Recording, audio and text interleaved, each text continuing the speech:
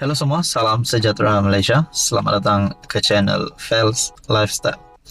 Tuan-tuan dan puan yang amat dihormati semua, terima kasih kerana bersama di dalam channel ini. Saudara-saudara, akhirnya kita dikejutkan dengan satu berita yang amat luar biasa dahsyat. Disahkan Azmin Ali yang juga antara pemimpin terkenal, pemimpin tertinggi Perikatan Nasional dan Bersatu, yang juga bekas menteri, bahkan bekas menteri besar Selangor. Saudara-saudara, disebutkan dalam satu artikel daripada FMT, Azmin dipanggil polis berhubung perkara dibangkit di DUN pada 20 Mei 2024. Ketua Pembangkang Selangor, Azmin Ali, gesa hak kebebasan bersuara serta perbahasan di dalam Dewan Undangan Negeri dipertahankan. Ketua Pembangkang Selangor, Azmin Ali, berkata beliau selaku ahli Dewan Undangan Negeri membahaskan beberapa isu berkenaan pentadbiran Kerajaan Selangor.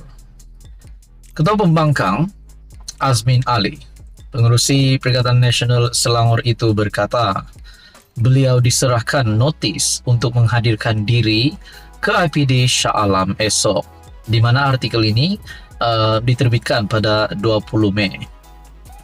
Dengan merujuk kepada perkara 72 perlembagaan dan Seksyen 2 dan 3 jadual dalam Undang-Undang Tubuh Negeri Selangor, Azmin mendakwa tindakan mengeluarkan notis tersebut melanggari perundangan dan tidak mengikut perlembagaan. Saya menyuruh dan menggesa Speaker DUN untuk melindungi prosiding Dewan dan mempertahankan hak kebebasan bersuara serta perbahasan di dalam Dewan, dan hentikan semua dan mana-mana cubaan untuk menyekat kebebasan dan hak serta keistimewaan ahli-ahli DUN, katanya di Ibu Pejabat Perikatan Nasional. Menurut kenyataan yang diedarkan pada sidang media, Azmin berkata beliau selaku ahli DUN membahaskan beberapa isu berkenaan pentadbiran Kerajaan Selangor, khususnya berkenaan pengurusan Perbadanan Kemajuan Negeri Selangor PKNS. Adun Hulu Kelang itu, yang juga bekas Menteri Besar, berkata hak kebebasan bersuara dan perbahasan di dalam prosiding DUN tidak boleh dicabar atau dipertikai di dalam mana mahkamah atau tribunal luar daripada DUN.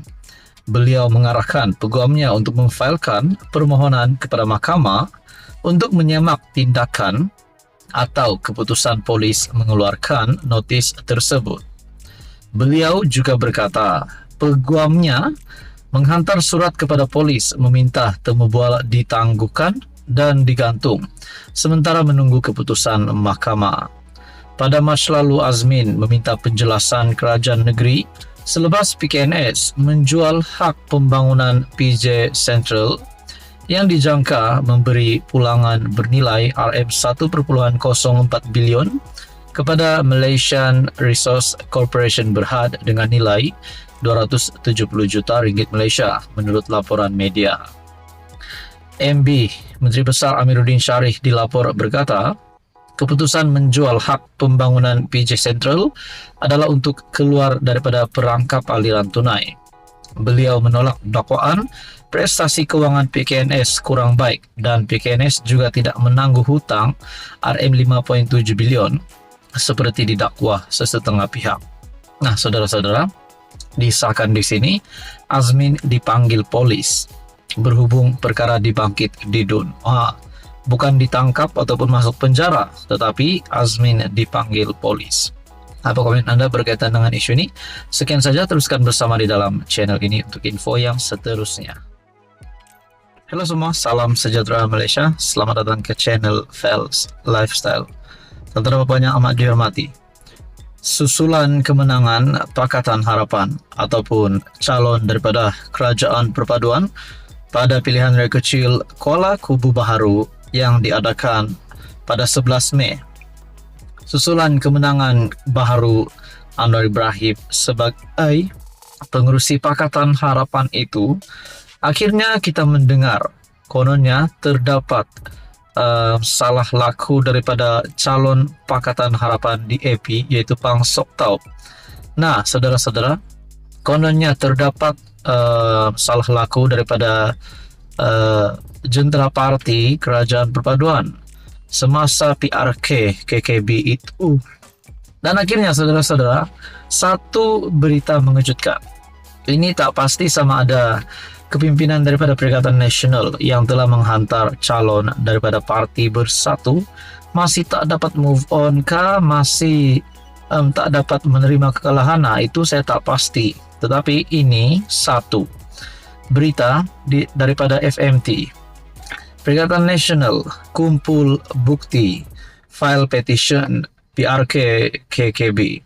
Seperti yang kita tahu, memang ada unsur-unsur ataupun niat daripada kepimpinan pembangkang yang mahu memfilekan petition sejak sebelum PRK KKB selesai pun sudah ada unsur mereka nak membuat petition, dan akhirnya dalam artikel ini mengesahkan PN kumpul bukti file petition PRK KKB.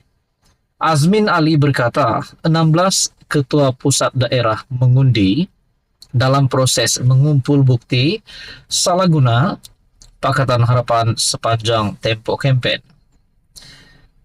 PN sedang mengumpul bukti untuk memfilekan petition terhadap PRK Kuala Kubu Baharu yang dimenangi calon Pakatan Harapan Pang Sok Tau. Pengarah pilihan raya PN PRK Kuala Kubu Baharu Azmin Ali berkata, 16 ketua pusat daerah mengundi PDM masih dalam proses itu sebelum dikemukakan kepada barisan peguam untuk petition difilekan. Arahan diberi pengerusi PN Muhyiddin Yassin untuk kumpul semua fakta dan bukti yang kita dapat kutip di lapangan untuk disemak barisan peguam kita lantik.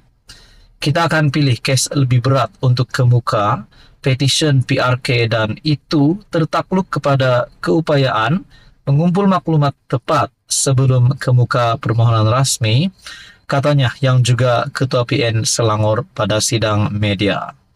PRK KKB Pang menang dengan majoriti 3.869 undi, menewaskan 3 pencabarnya, Khairul Azhari PN, Hafiza Zainuddin PRM, dan Nyau Keshin bebas. Nah, saudara-saudara,